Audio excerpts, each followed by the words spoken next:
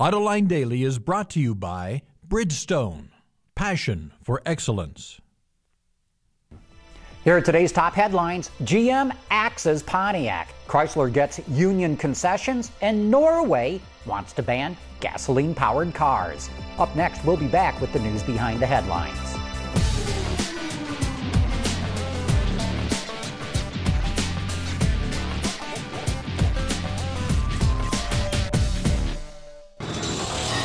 This is Autoline Daily for Monday, April 27th, 2009, and now the news. General Motors confirmed today it is killing off the Pontiac brand by the end of next year. It is also going to cut 2,800 dealers it has in the U.S. market, a 42% reduction.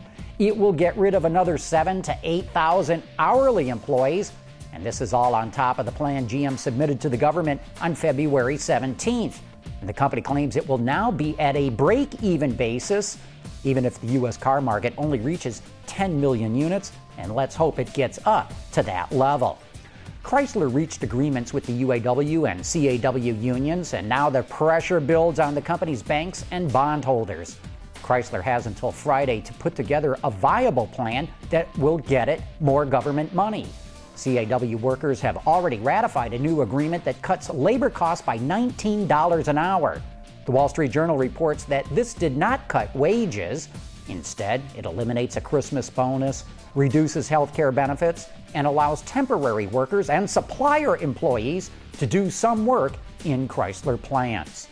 Germany's economic minister will meet with Canadian auto parts supplier Magna this week to discuss the company's interest in Opel.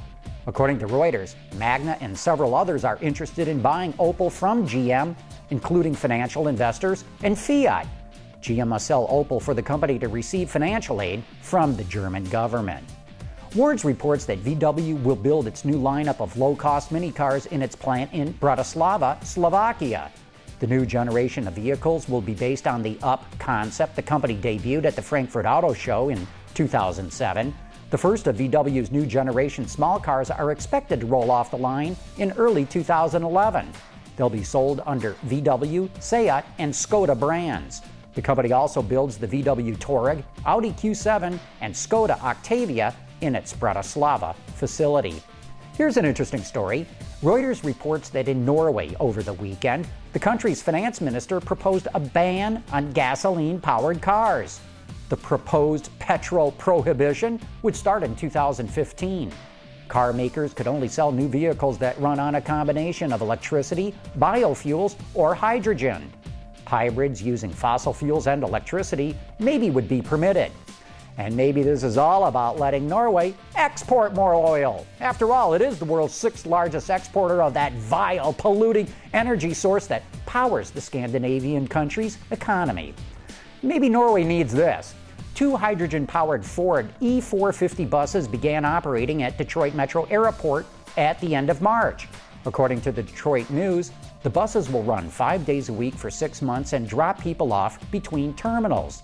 The buses are powered by an internal combustion engine and have a range of 150 miles. Ford has been testing the buses at other sites in the U.S. and Canada since 2006. Coming up next, a look at some of the technology coming out of the supplier industry. We'll be back right after this.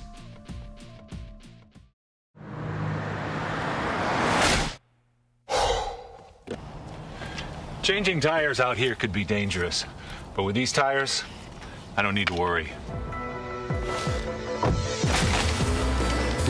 Bridgestone. As one of the biggest automotive suppliers in the industry, Continental manufactures everything from tires and brakes to complete safety systems. Its diversity is a real asset in today's challenging times, but despite how tough things are right now, the company is still optimistic.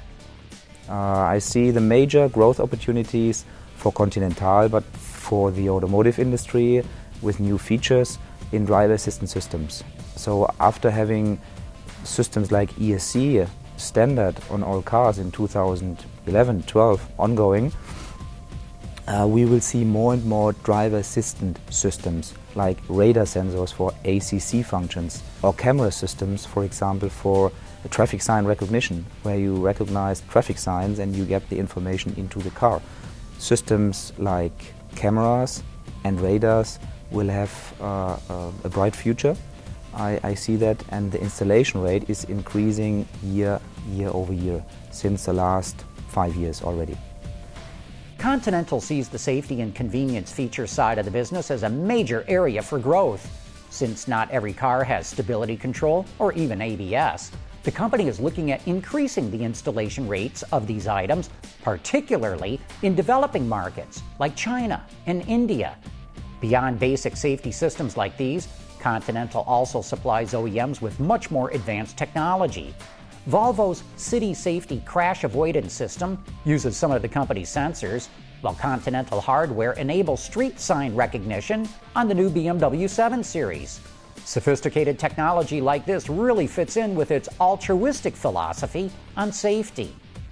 We see safety as a need for everybody, for everyone, and that's why, of course, with higher scales in volume, we would like to have those features, whatever it is, finally over the years in every car, because safety is for everyone.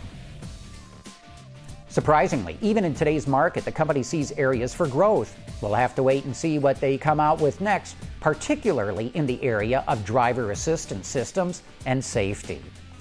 Hey, join us again Thursday night for Autoline After Hours. Joining me and Renzo and Vines will be Robert Ferrago, who publishes the website, The Truth About Cars. Ought to be a rip-roaring good one. That's 7 p.m. Eastern or 2300 hours GMT this Thursday night. And that's it for today's top news in the global automotive industry. Thanks for watching. We'll see you tomorrow.